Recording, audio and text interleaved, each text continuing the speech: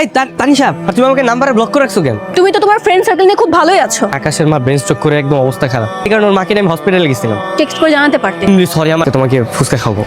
তখনই এমন কেয়ারিং হয় যখন কিনা ওর বন্ধু না থাকে। ওর সাথে ওর বন্ধুকে আলাদা করতেই হবে। আন্টি নাকি অসুস্থ, তাই দেখতে আসলাম। ও হচ্ছে তানিশা, আমরা খুব ভালো ফ্রেন্ড। কেমন আছেন আন্টি? আমি একটু ভালো আছি। কাশ ফোনটা একটু দেওয়া যাবে? আমি যেখানে আসছি মা তো জানে না। তাহলে আজকে আসি। ভালো থাকবেন আন্টি। আচ্ছা, আকাশ তোমার এত বাজে বাজে মেসেজ দিছে, এরপর থেকে ওর সাথে আমার কোনো ফ্রেন্ডশিপ নাই। আমাকে মারতেছিস কেন? কি ক্যারেক্টারলেস লব, ক্যারেক্টারলেস কম্পোর্ট মানে? গার্লফ্রেন্ড এগুলো কি পাঠাইছিস? ফোন ভিডিও পাঠাইছিস কেন? তোর লজ্জা করে না? ফোন চেক করতে এগুলো কি কে? তুই একটা অমানুষ। আমার মনে হয় তানিশা এগুলো করেছে আমাদের ফ্রেন্ডশিপটা নষ্ট করার জন্য। তানিশা তো আমাদের বাসায় এসেছিল, আমার ফোনটা ধরেছিল, তখনই মনে হয় কোনো কথা আমার বিশ্বাস হইতেছে না। রক্তের বন্ধন যে কেউ বেশি, যার মর্যাদা তুই রাখতে পারছ না। আজকের পর থেকে তোর সাথে আমার কোনো সম্পর্ক নাই।